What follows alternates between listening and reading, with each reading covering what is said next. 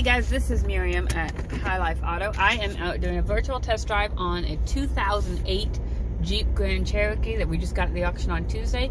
If you've never been on a virtual test drive with me before, the way it works is I drive the vehicle on video and I tell you what I see, hear, think, smell, and feel to give you the best indication of being in the driver's seat without actually being in the driver's seat.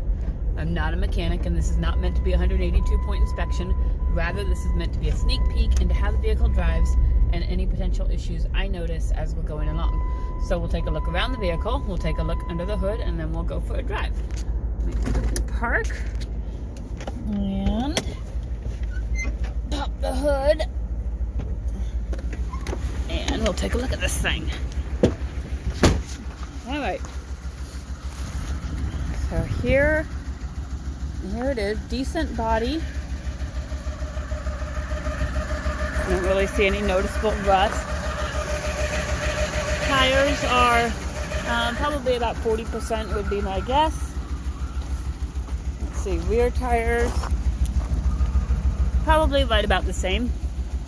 You've got a little bit of damage right here on the bumper.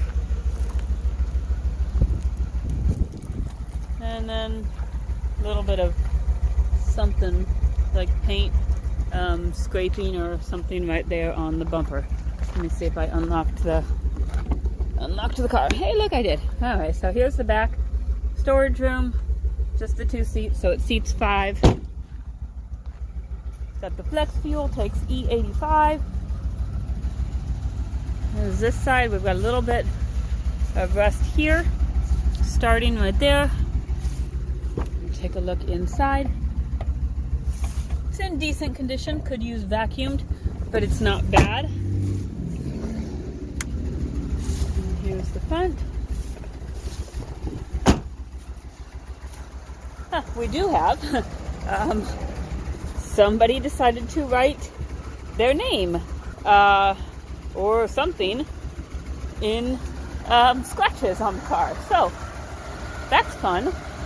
Alright, this is the 4.7. We got a little bit of ding right there. Let me get this hood open. There we go.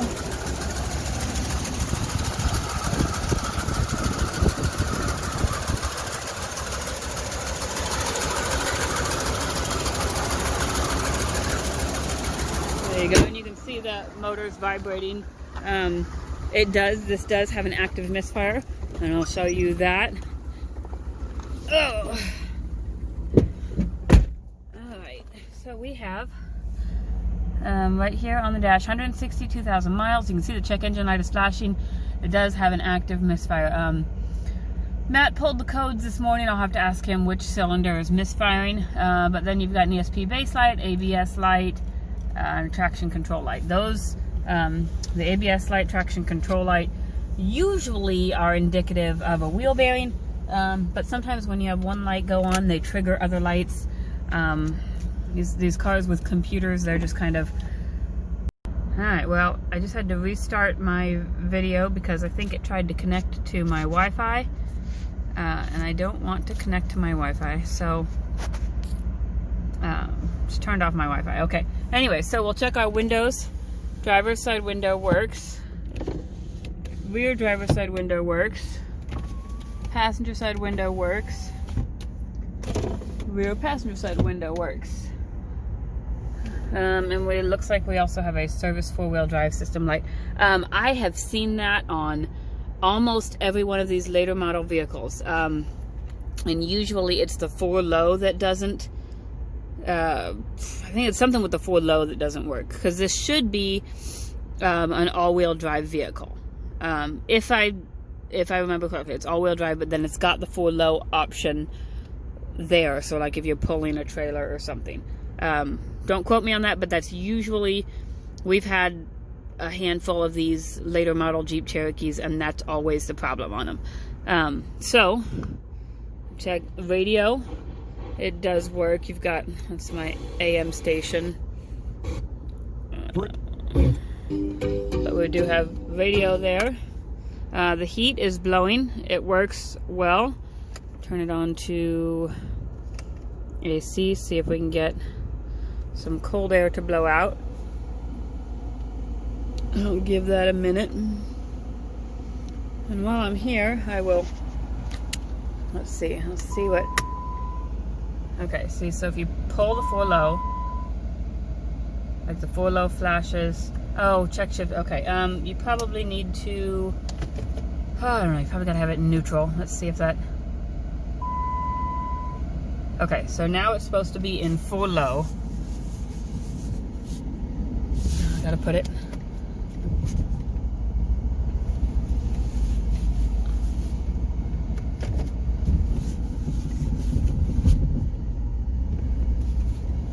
Yeah, that feels like, okay, so that feels like your 4-wheel drive is working. Okay, I gotta figure out how to take it off.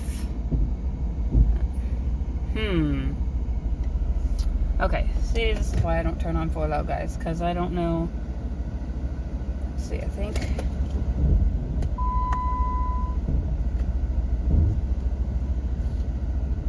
Alright, well, I'm going to pause this video real quick so I can get this.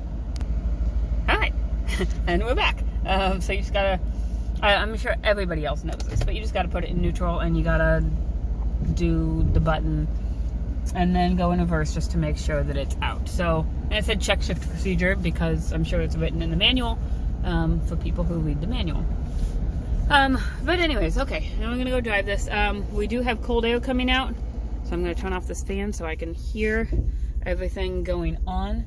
A lot of cool things about Jeeps. They've got cool buttons. Like this is the downhill button. It'll control your speed. Like if you're rock crawling, it will put you at a constant downhill speed, and it will not, like, it won't let you go past that, so it won't let you slip. Obviously your tow haul button, and then this has a 110 outlet somewhere, so you can charge things at like a normal speed and not a not like a car charger speed. Alright, so now we go out on the road and see what we've got.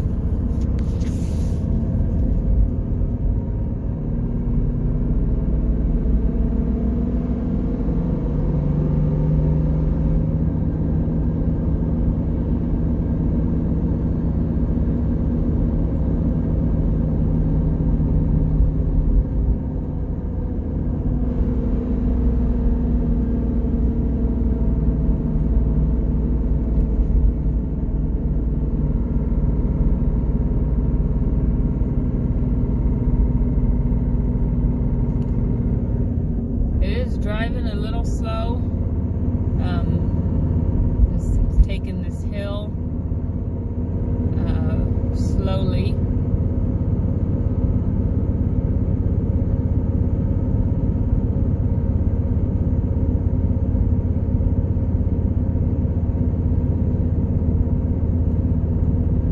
See what we got when we get to the top of this hill.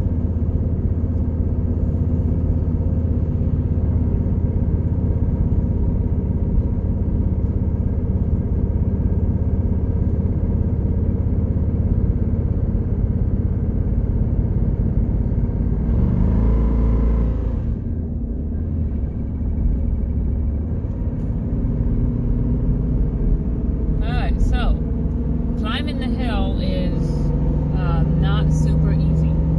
Now on top of the hill, I'm on a straightaway,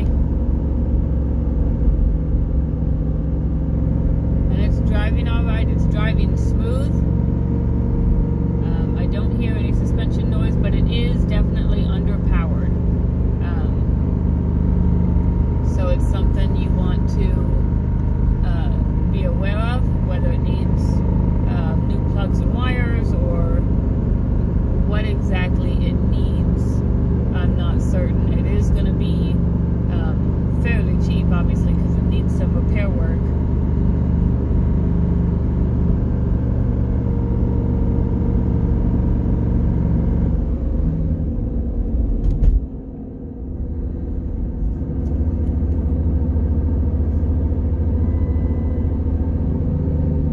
I think that that misfire is most of your problem.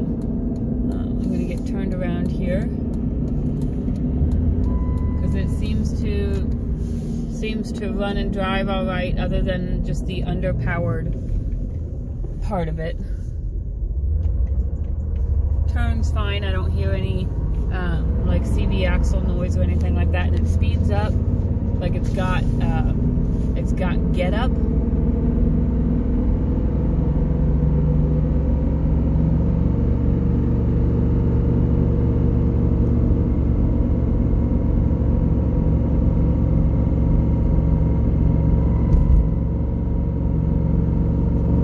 It just doesn't have as much go as it should. So the get up is there, and then the go is just a little, it's just lacking. So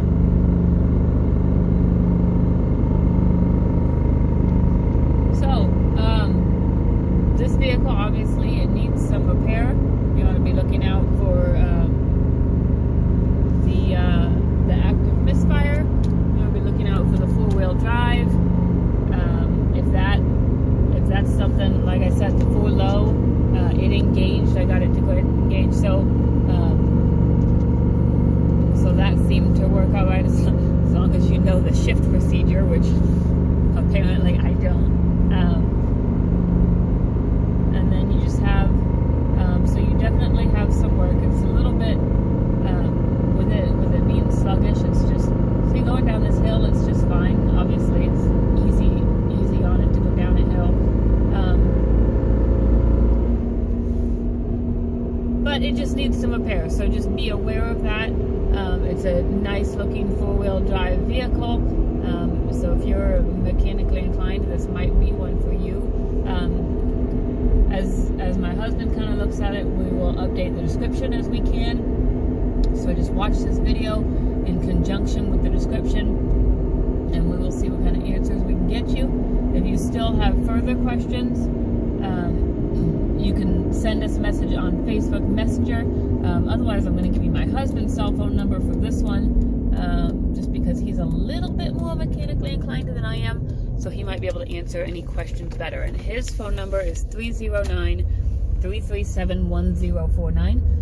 But if you have any questions, shoot them at us, and we'll see what we can answer for you. Otherwise, just come on down and you can take a look at it and chat with us, and we can go from there. Thanks, guys.